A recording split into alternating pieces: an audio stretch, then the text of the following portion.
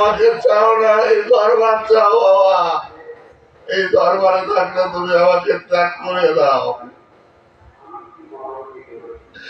আর যদি আমাকে চাও বাবা, তাহলে তুমি দরবার থেকে ধরে আসো।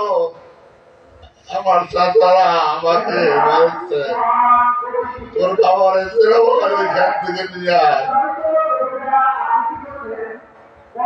ওই ইজ্জত না থাকতে পারে অন্যের লগে বেচা কেনা হয়েছে, আমাকে তো ইজ্জত আছে। আমরা এই এলাকায় তো একেবারে ব্যবসাতে লোক না।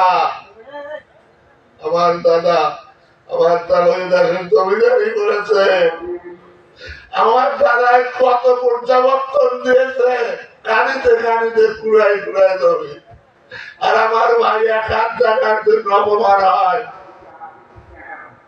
এটা ওর কমানের না করে নিয়ে আয়। আমার বাবা দাদা জায়গার অভাব নাই। আমি ছেলেকে বলেছি যে বাবা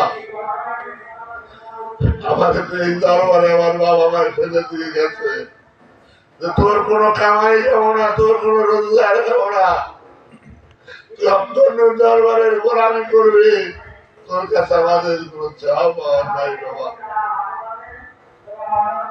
আমাকে আমার ছেলে কোন রকম ওই দরবার থেকে আনতে পারে না। শেষ পর্যন্ত এমন ভাগ্যের পরিহাস, আমি যে জায়গাটুকুতে বসতাম, আমি যে জায়গাটুকুতে দরবারে হাড়ি পাতি রাখতাম, যে জায়গাটুকুতে আমি দরবারের ভক্তবৃন্দকে এমনকি মহিলা মা বোনদেরকে রাখতাম, যে জায়গায় আমরা পাঠ করতাম, সমস্ত জায়গায় তালা আর তালা। এই দরবারে ঢুকতে পারবে না, সমস্ত দরজা তালা দিয়ে দাও। যখন এই সংবাদ পেয়েছি মনে হবে যেন হৃদয়ের মাঝে তালা পড়ে গেছে।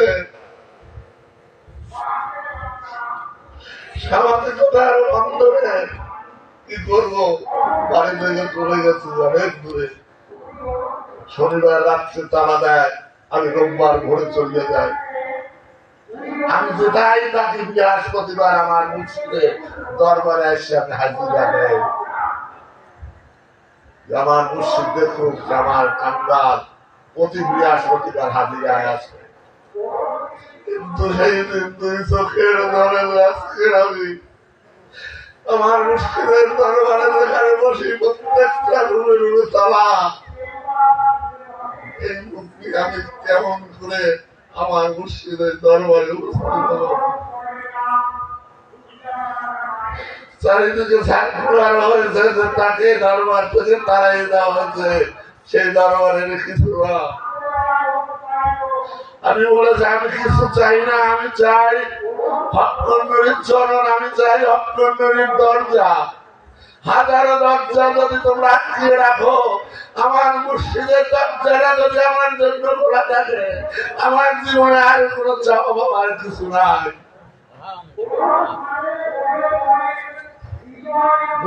আল্লাহদের কাহিনী শুনেছেন, আয়না রব বলে নিজেকে খোদা দাবি করে শরিয়াতি মশলায় কাফের ফতুয়া দিয়ে কাফির বিচারে তাকে সুলদণ্ড দেওয়া হয়েছিল।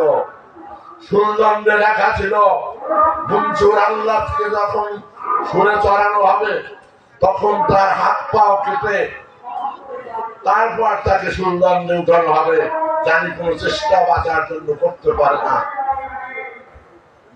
সেই সুলদণ্ড কার্যকারী করার জন্য যখন কাজী সাহেবের হুকুমে সেই ব্যক্তিরা, সেই কর্মচারীরা মনসুর আল্লাহদের পাও কাটা শুরু করেছে, মনসুর আল্লাহ খিল খিল করে হাড় দিয়ে বলেছে, শোনো বৃক্ষের দল, তোমরা যে পা আমার কাটছ, এই পা দিয়ে আমি আল্লাহর আরশে যাই না। তোমরা যে হাত আমার কাটছ, এই হাত দিয়ে আমি আল্লাহর আরশে স্পর্শ করি না। যে চক্ষু তোমরা আমার উপরে ফেলতে চাও, এই চক্ষু দিয়ে আমি আল্লাহকে দেখি না, আমি অন্তর চক্ষু দিয়ে আল্লাহকে দেখি। আমার অন্তর হাত দিয়ে আমার আল্লাহ আরো স্পর্শ করি, অন্তর পা দিয়ে আমি আল্লাহর আরো যাই, সে পায়ে তোমরা কাছেও আসতে। তোমরা যারা হক্কান্নুর দরবারে বসির যেখানে বসে তারা দিয়েছ, ওই দরজায় হক্কান্নুরির দেখা হয় না, বসিরের সাথে ওই দরজায় হক্কান্নুরির আলিঙ্গন হয় না। হক্কান্নুরির দরজা সমস্ত ভক্তের জন্য কিয়ামত পর্যন্ত খোলা থাকবে। কোন দৃষ্টি দুষ্টাচার সে দরজা বন্ধ করতে পারবে না।